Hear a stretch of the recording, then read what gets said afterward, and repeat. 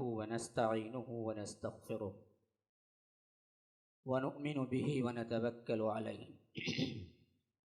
व नऊज़ु बिल्लाहि मिन शुरूरि अनफुसिना व मिन सय्यिआति अअमालिना मन यहदिहिल्लाहु फला मुज़िल्ल लहु व मन युज़लिल फला हादिय लहु व अशहदु अन ला इलाहा इल्लल्लाहु वहदहु ला शरीक लहु व अशहदु अन्न मुहम्मदन अब्दुहु व रसूलुहु अम्मा बअद फ़इन्न खैरल हदीस किताबुल्लाह व खैरल हदी हदी मुहम्मदिन सल्लल्लाहु अलैहि वसल्लम व शर्रल उमूरि मुहदसातुहा व कुल्ल मुहदसतिन बिदअह व कुल्ल बिदअतिन ज़लालह व फ़ी रिवायतिन व कुल्ल ज़लालतिन फ़िन्नार।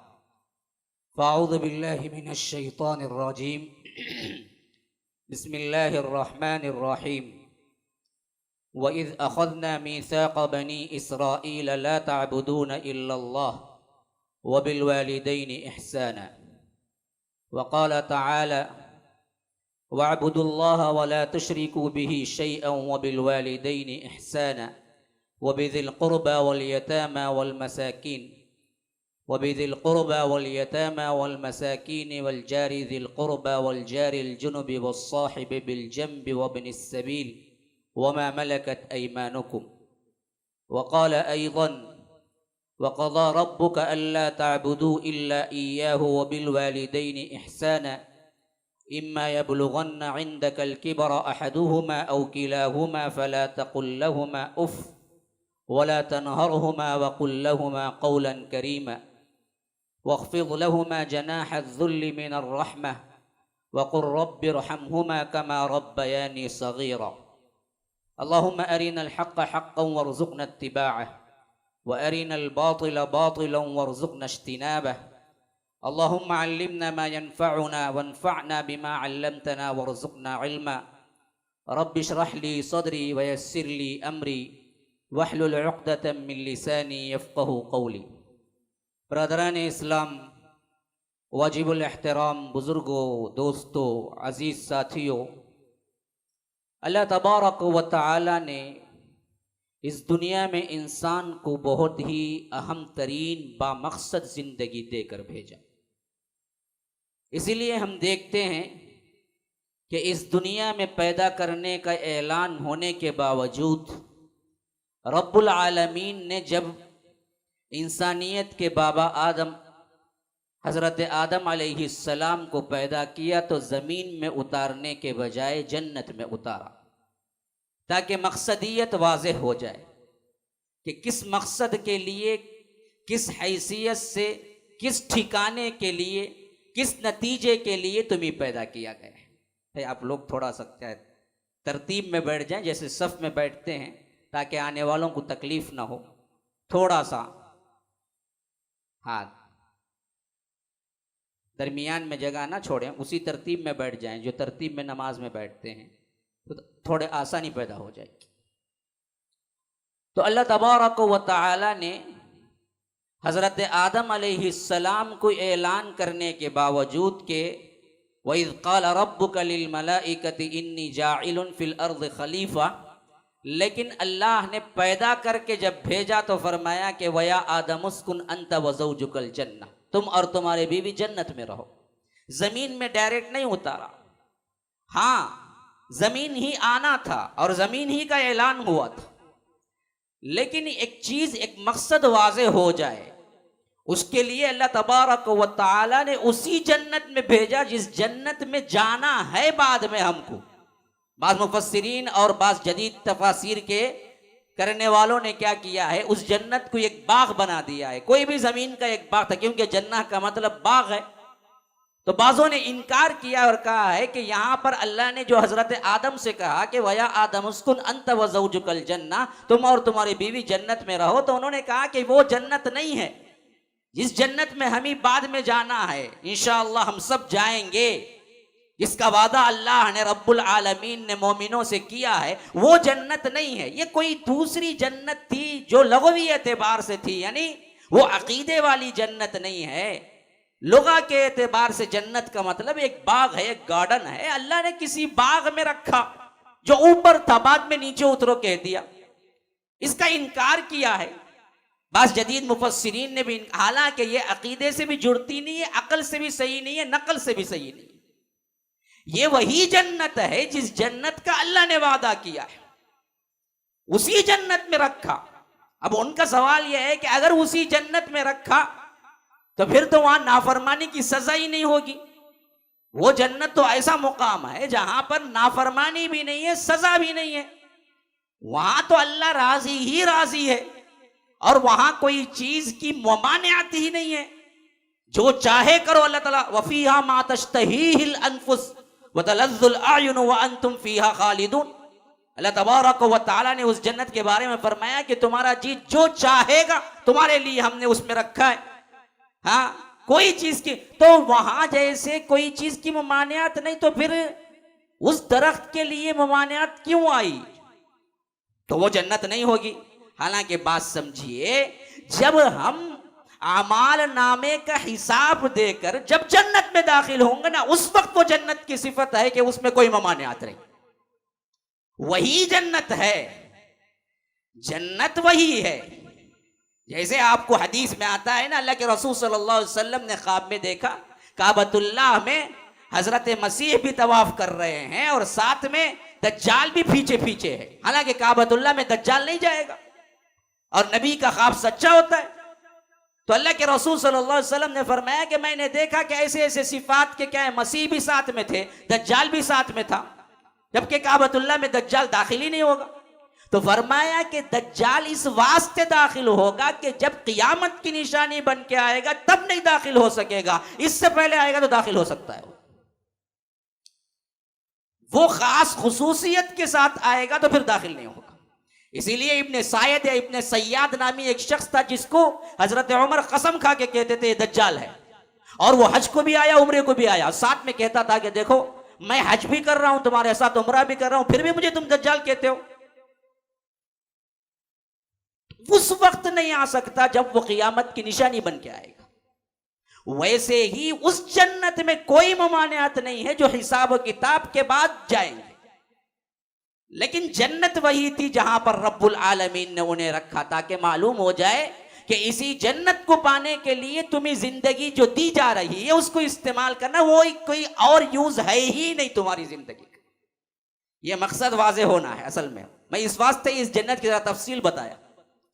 भाई आप समझो कि इस जिंदगी का दूसरा कोई इस्तेमाल ही नहीं है सिवाय इसके कि तुम वो ठिकाना फिर तलाश कर लो जिस ठिकाने को रब्बुल आलमीन ने सबसे पहले रखा तुम्हारे बाप को और बता दिया कि ये ठिकाना ही असल तुम्हारा है। लेकिन ये बदबख्श शैतान जो है ना, अंधा होता है हसद, उसके बिना पर तुम्हें वहां से निकलवाए। कमा अखरज अबवई का, उसने निकलवाया।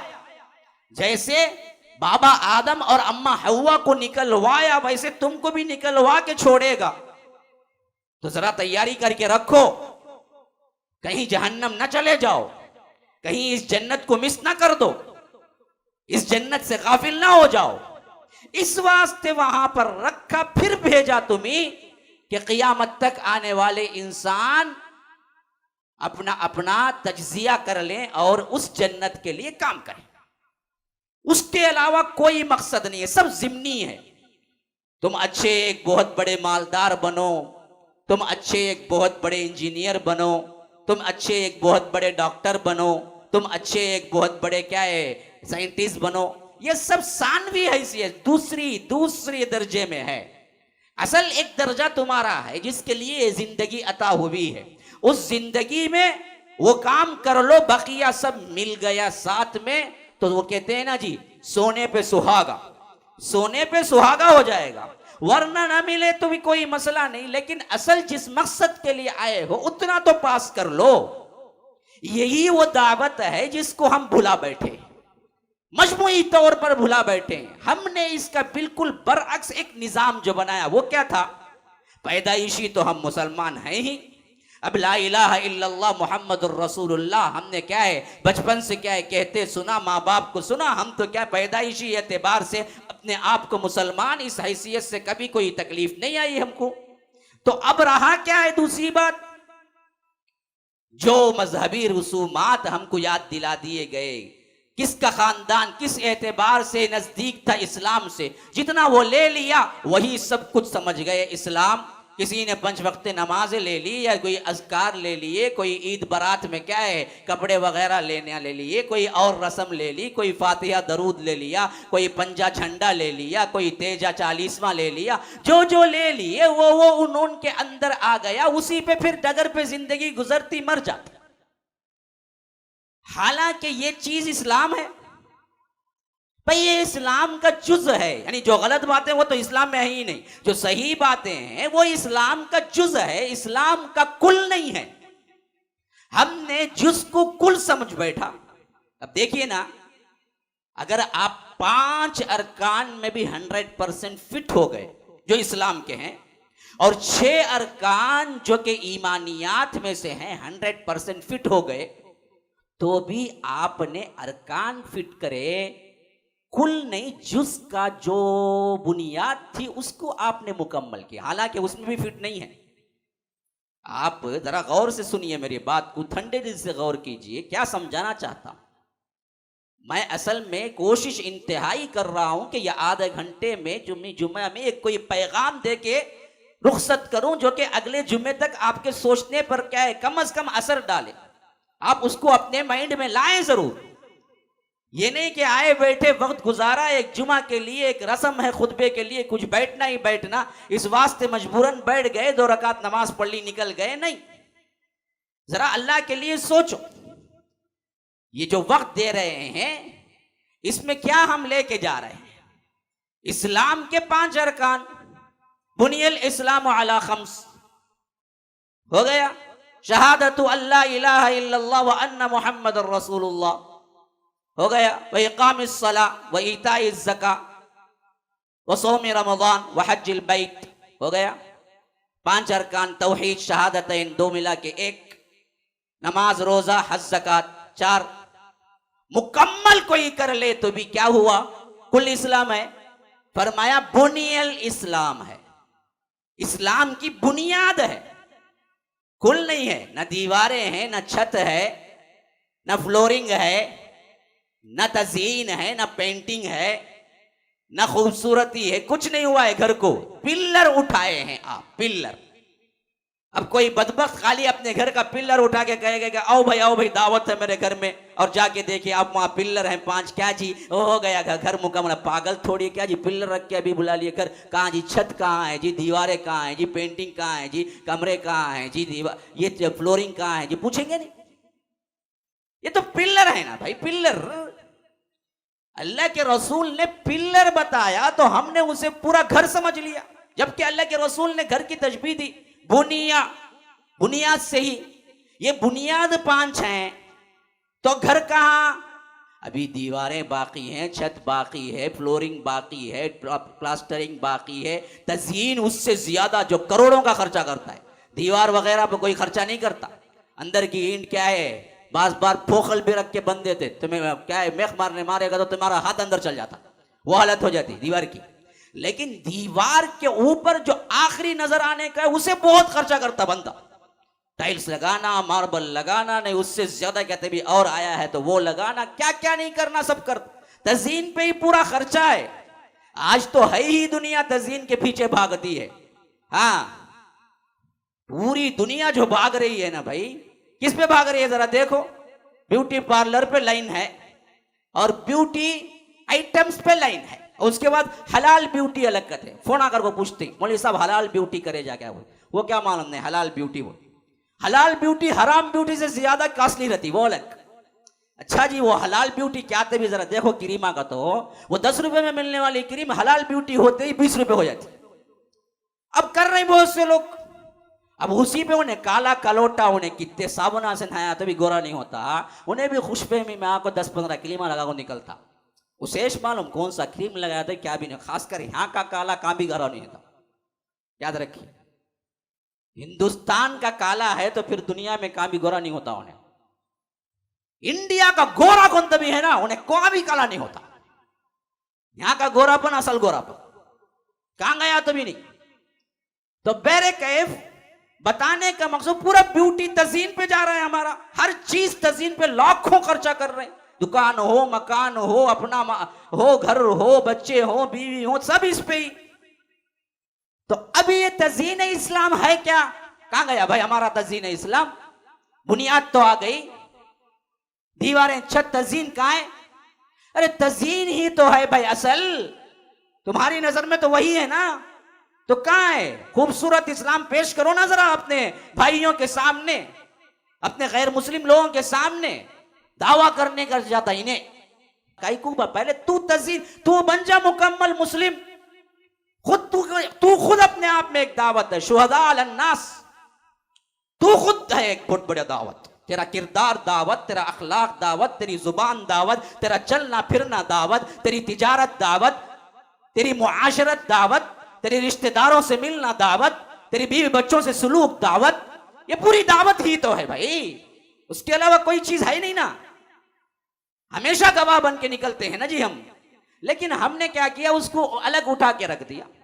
और उसी तरह जरा और गहराई में जाओ, 6 अरकान ईमान के, अंतुमिन बिल्लाह व मलाइका व कुतुबी व रुसुली वल यौमिल आखिर व तुमिन बिल कद्रि खैरि व शर्रि। हो गया। हम कहते हैं कि हमको किसी से इनकार नहीं है, अल्लाह पर ईमान है, उसके मलाइका पर ईमान है, उसके किताबों पर ईमान है, उसके रसूलों पर ईमान है, आखिरत के दिन पर ईमान है, तकदीर के अच्छे और बुरे होने पर ईमान है। ये अरकान इस्लाम है, ये अरकान ईमान है, दोनों रुकुन ही हैं, दोनों बुनियाद ही हैं। इसके अलावा क्या है? पहले इसमें ही मुकम्मल नहीं है, लेकिन सवाल यह है कि इसके अलावा क्या है? कहां गई दीवारें, कहां गई छत, कहां गया अखलाक, कहां गया तुम्हारे अंदर का क्या है इस्लाम को पेश करने का जज्बा? तो याद रखिए, हमारी ये बहुत बड़ी गलत फहमी है आज के मुसलमानों में, और हमेशा से मुसलमानों में गलत फहमी रही कि इन अरकान और बुनियाद को पूरा इस्लाम समझ लिया, जबकि वो पूरा इस्लाम नहीं है, वो जुज़ है, वो अरकान है, उसके बगैर मुकम्मल नहीं होगा। लेकिन उसको रखते हुए बहुत सी चीजें हैं जो मुकम्मल करना है। ये सब चीजें मुकम्मल करवाने के लिए ही अल्लाह के रसूल सल्लल्लाहु अलैहि वसल्लम अपनी जिंदगी को आइडियल नमूना बना के पेश किया, कुर्बानियां दी। और इसीलिए अल्लाह तबारक व तआला ने फरमाया, लक़द काना लकुम फी रसूलिल्लाहि हुस्वतुन हसना। ये पूरा का पूरा उस्वे हसना तुम्हारे सामने है, तुम इस पर चलो। अभी इनमें आप देखें, अल्लाह के रसूल की 23 साल जिंदगी से कौन इनकार करता है भाई? सब तो मानते हैं, मुत्तफ़क़ अलैह मसला है।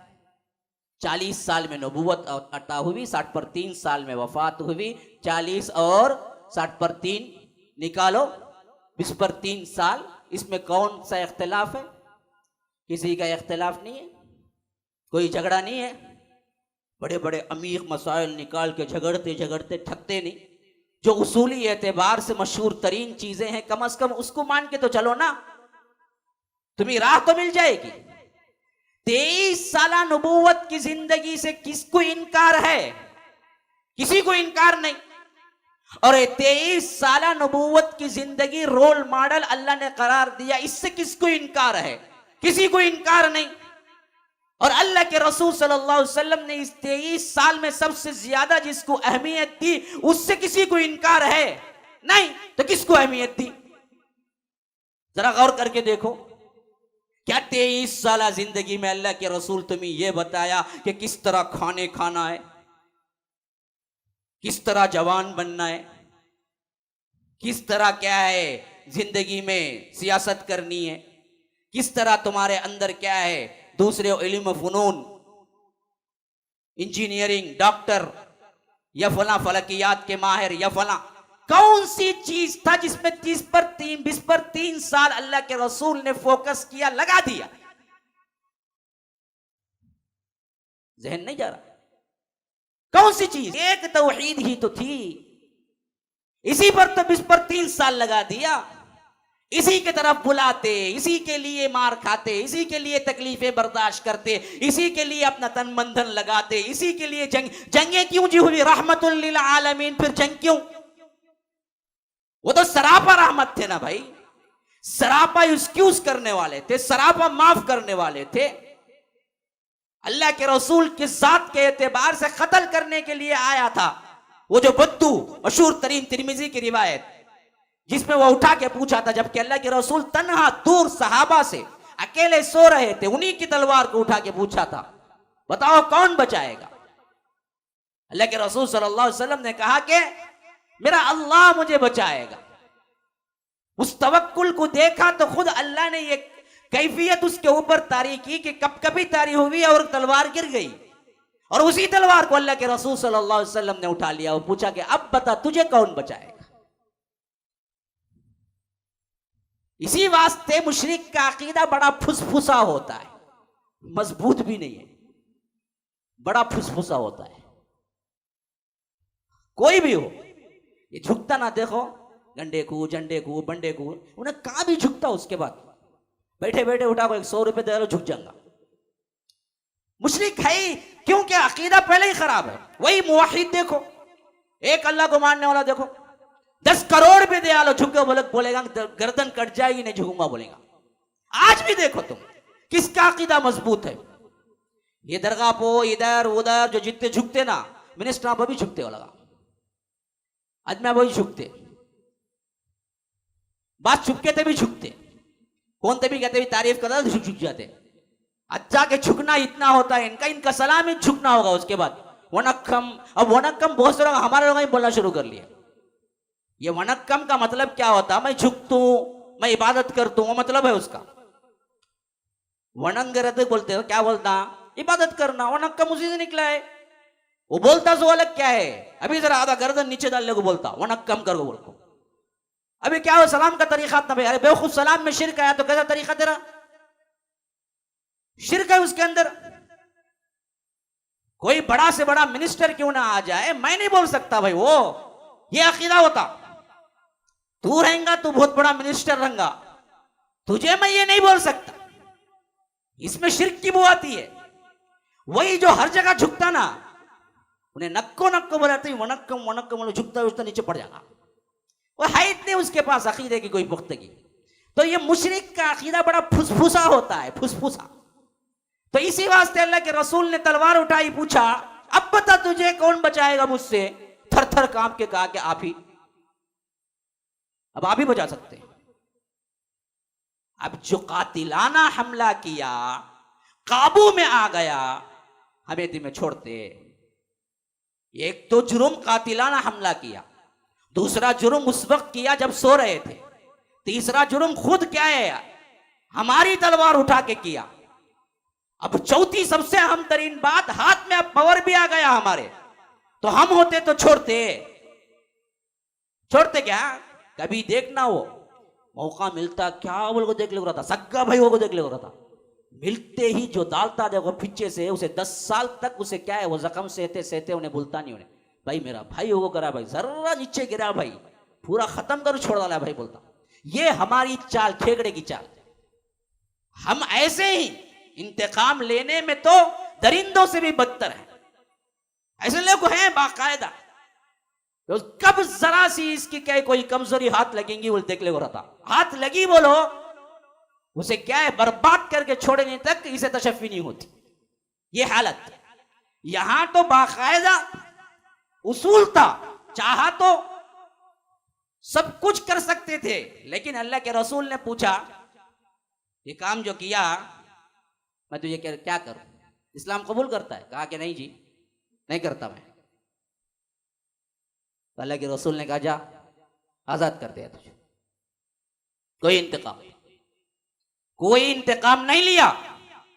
वो जो कातिलाना हमला किया, और इंतकाम ले लेते तो कायनात का कोई जज और कोई अदालत उसे गलत साबित ना कर सकती, क्योंकि जो हमला किया उस हमले के इंतकाम में आप हमला कर सकते हैं, लेकिन अल्लाह के रसूल ने माफ कर दिया, छोड़ दिया। ऐसे रहमतुल लिल आलमीन बदर में जंग के लिए तलवार क्यों उठाते जी? है? जो अपनी जात पे हमला किया, काबू पाने के बावजूद छोड़ दिया, ऐसी रहमत, ऐसी अफू दरगुजर, ऐसे सिफात के हामिल, अखलाक के हामिल, क्यों बाकायदा तलवार उठाते, जंग होती, बदर होती, ओहद होता, खंदक होती, क्यों हुई जंगें? सोचो, इस तौहीद के खातिर हुई भाई। यहां कॉम्प्रोमाइज नहीं, यहां रहमदिली नहीं, यह अल्लाह का हुक्म है, यह अल्लाह तबारक व तआला का पैगाम है। पूरे 23 साल जिंदगी में आप गौर करो मेरे मुस्लिम भाइयों कि अल्लाह तबारक व तआला ने जिस मकसद के तहत हजरत मोहम्मद रसूलुल्लाह सल्लल्लाहु अलैहि वसल्लम को भेजा, उसी मकसद पर उन्होंने अपनी पूरी जिंदगी गुजारी। वो मकसद कोई लंबा चौड़ा मकसद नहीं था, वो मकसद सिर्फ और सिर्फ तौहीद की तरफ बुलाना था, जिसको आज मुकम्मल तौर पर अपनी जिंदगी से खारिज कर चुके हैं। नमाज, रोजा, हज, ज़कात में समझते हैं हम पक्के सच्चे मुसलमान हैं। तुम्हारा अपना काम जो था ना, वो कहां गया? वो कहां गया? कब बुलाए, कब इसको दावत दिए? तुम्हारा असल काम वही था, नबी ने वही सिखाया था। पूरी जिंदगी उसी की तरफ बुलाते रहे, उसी पर तुम्हारी जिंदगी मबनी है, उसी के लिए जन्नत है। जो काम तुम करके आओगे ना, उसी के लिए जन्नत है। इन्नल्लज़ीना क़ालू रब्बुनल्लाह सुम्मा इस्तक़ामू ततनज़्ज़लु अलैहिमुल मलाइका अल्ला तख़ाफ़ू वला तहज़नू व अबशिरू बिल जन्नह अल्लती कुंतुम तुअदून नहनु औलियाउकुम फिल हयातिद दुनिया व फिल आखिरह व लकुम फ़ीहा मा तश्तही अनफुसुकुम व लकुम फ़ीहा मा तद्दऊन नुज़ुलन मिन गफ़ूरिर रहीम व मन अहसनु क़ौलन मिम्मन दआ इलल्लाह व अमिल सालिहा व क़ाल इन्ननी मिनल मुस्लिमीन। अल्लाह तबारक व तआला पैगाम ही यही दे रहा है ना जी। जो कहा कि अल्लाह तबारक व तआला मेरा रब है, इन्नल्लज़ीना क़ालू रब्बुनल्लाह, अल्लाह मेरा रब है। फिर क्या हुआ? यहां भी रब बोला, वहां भी रब बोला, यहां भी झंडा, वहां भी कबर, यहां भी झुका, वहां भी झुका, ये भी वो भी बोला, नहीं बोला। फिर क्या बोला? सुम्मा इस्तक़ामू, फिर उस पर जम गया। कैसे जमेंगे? कैसा भाई जमेंगे? मैं पूछता हूं, तुम्हें कमरे के अंदर किसी को टच किए बगैर नमाज, रोजा, हज, ज़कात, अल्लाह एक मेरा रब है बोले तो कौन तुम ना को टच करता? फिर इस्तिकामत दिखाने की अभी जरूरत पड़ती नहीं ना तुम ना, बता। इस्तिकामत कब बताना जरूरी पड़ेगा? तुम्हें जाको बोलना भाई एक अल्लाह रब है, मान लो भाई, ये शिर्क छोड़ो भाई। आया कि रे तू बोलने जुम्मा जुम्मा 8 दिन बोल कर उन्हें शुरू करता, वहां से तुम ना तकलीफ आती, तुम ना इस्तिकामत देना पड़ता।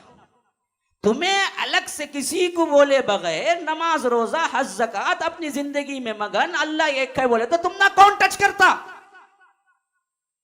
मुसीबत आती कहां से? फिर इस्तिकामत दिखानी क्या पड़ती?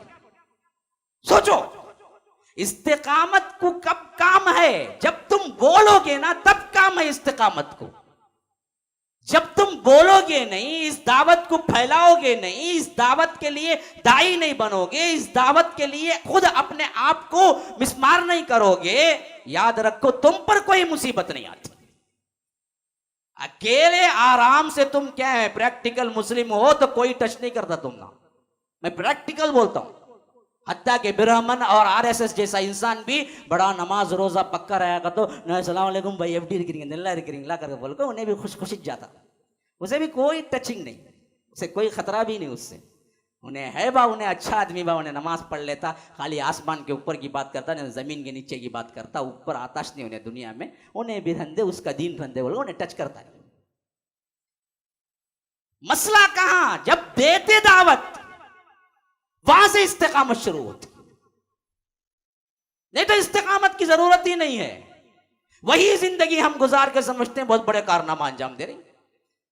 हो सकता है कौन सी टॉपिक पे बोलते हैं आपको समझ नहीं आ रहा होगा, लेकिन मैं एक चीज आपके जहनों में अंदर घुमाना चाहता हूं, बिठाना चाहता हूं, वो ये कि नॉर्मली जिस मुसलमान को आज अपने ऊपर इत्मीनान है कि मैं मुसलमान हूं भाई, मैं अल्लाह के फजल से नमाज रोजा, ये चीज जो समझ के वो मुसलमान और इस्लाम को मुकम्मल समझ बैठा है, ये उसकी सबसे बड़ी गलत फहमी है। असल मुसलमानियत का जाहिर करना और असल मुसलमानियत का इम्तिहान देके पास होना खाली अपनी इंडिविजुअल तालीमात और इंडिविजुअल इबादात पर मुनहसिर नहीं है मेरे दोस्तों।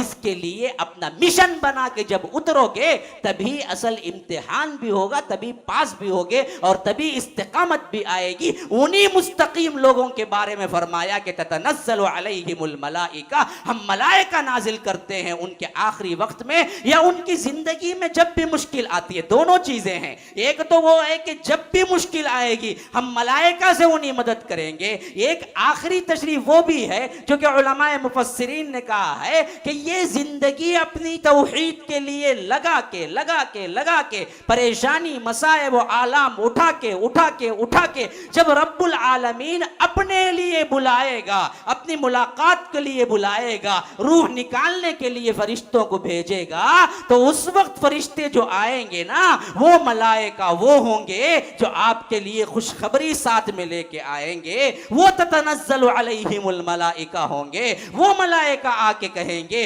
अल्लाह तखाफू, न डरो तुम, वला तहज़नू, न गम खाओ। जो गम खाने की चीज थी वो दुनिया जा रही है, जो खौफ खाने की चीज थी वो दुनिया जा रही है। अब ना तुम्हें कोई खौफ है, अब ना कोई तुम्हें रंज है, क्योंकि तुम अल्लाह तबारक व तआला की मुलाकात के लिए जा रहे हो। वो अबशिरू बिल जन्ना, वही बशारत अब तुम्हें हम सुनाए देते हैं जो मोमिनीन के लिए अल्लाह ने दुनिया में सुनाए थे, कुरान में सुनाए थे, अपने हबीब के जरिए सुनाए थे। वो अबशिरू बिल जन्ना अल्लती कुंतुम तुअदून, जिसका वादा तुमसे किया गया था। ये हैं वो लोग, नहनु औलियाउकुम फिल हयातिद दुनिया व फिल आखिरा, ये हैं वो लोग जिनसे हम प्यार करते हैं, जिनसे अल्लाह प्यार करता है, जिनसे अल्लाह दोस्ती का दरहम भरता है। अल्लाह तबारक व तआला खुद कहता है कि मैं उसका दोस्त बन जाता हूं। औलियाउकुम फिल हयातिद दुनिया व फिल आखिरा, दुनिया की जिंदगी में भी आखिरत की जिंदगी में भी।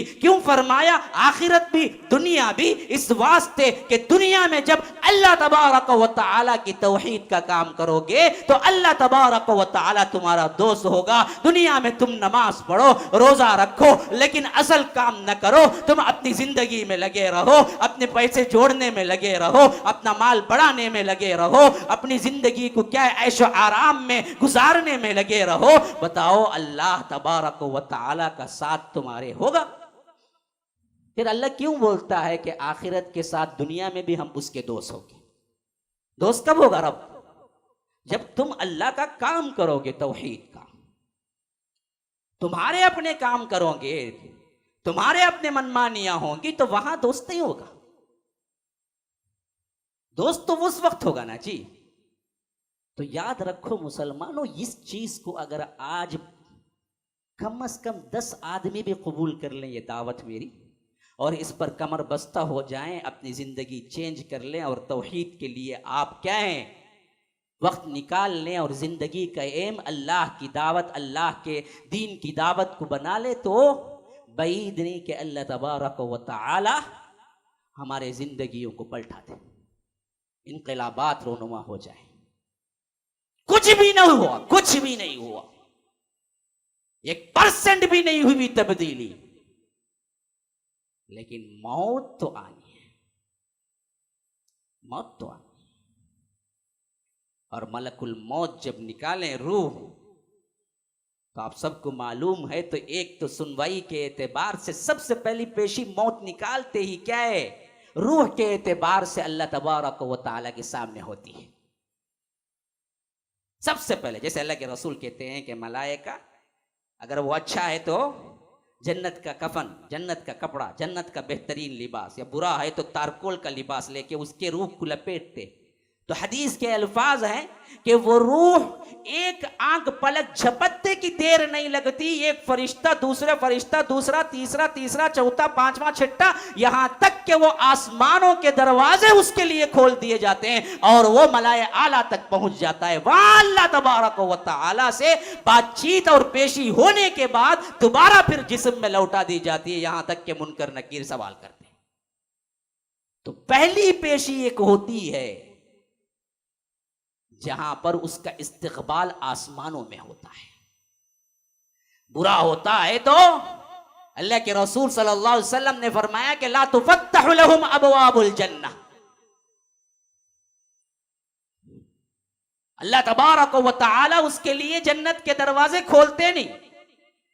ला तुफत्तहु लहुम अबवाबुस समा, आसमान के दरवाजे नहीं खोलते। वला यदखुलूनल जन्नह, न जन्नत में दाखिल होता।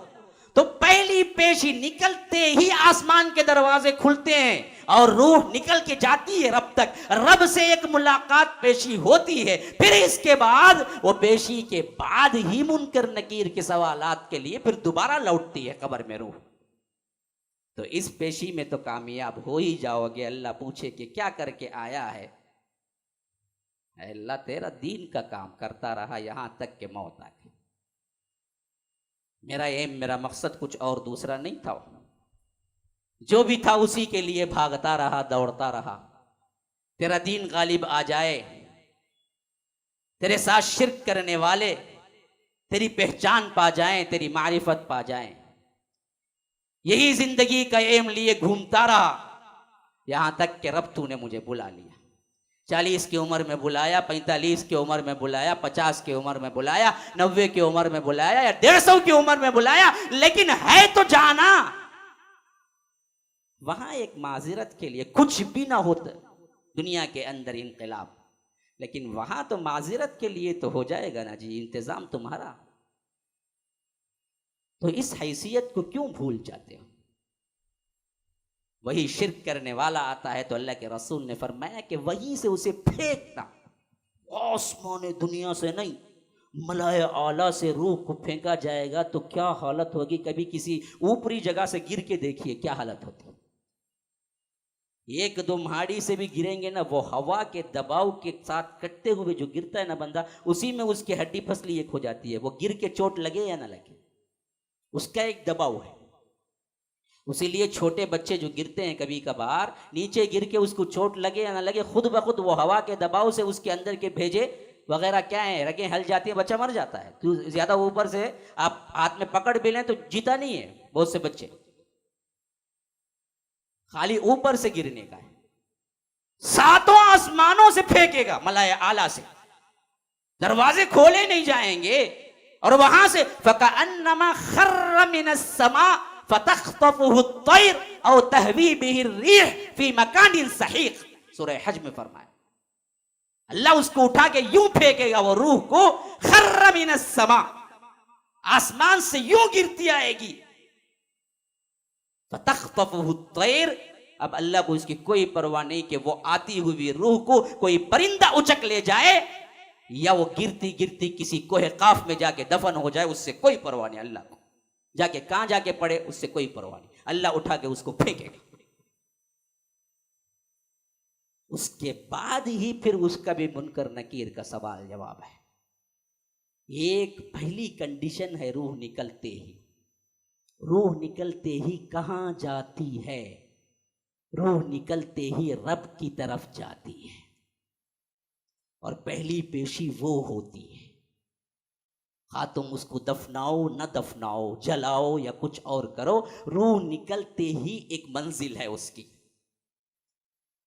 एक प्रोटोकॉल है, एक इस्तकबाल है। तभी मालूम हो जाएगा मुर्दे को अब क्या हालत शुरू होने वाली है। तो याद रखो ये जिंदगी फानी है और यहां आप आना है, तो इस फानी जिंदगी को लाफानी बनाने के लिए आना है। वो लाफानी जिंदगी जन्नत की जिंदगी है, वहां बनाने के लिए अल्लाह ने भेजा है। अल्लाह से दुआ है कि मैं पता नहीं मेरे मजमून को किस हद तक अदा किया, अल्फाज शायद टूटे फूटे हों या सही ना हों, लेकिन मुझे उम्मीद है कि मेरे दिल की मुराद और उस जज्बे को रब्बुल आलमीन आपके दिलों में ज़रूर डालेगा। जहां तक भी आपको लगे कि इसमें सच्चाई है तो अल्लाह के लिए सोचिए, अल्लाह के लिए सोचिए। अपनी ज़िंदगी का खैर खा नहीं हूँ, मेरा अपने मसले के लिए नहीं बयान कर रहा हूँ, आपकी ज़िंदगियों का खैर खा हूँ, आपकी ज़िंदगियों के लिए बयान कर रहा हूँ, हमारे सब की ज़िंदगियों के लिए बयान कर रहा हूँ। बैठे सोचे चले गए नहीं, इसको एक मुस्तहकम तौर पर शक्ल दीजिए और इसके लिए अपनी ज़िंदगी को तब्दील कीजिए।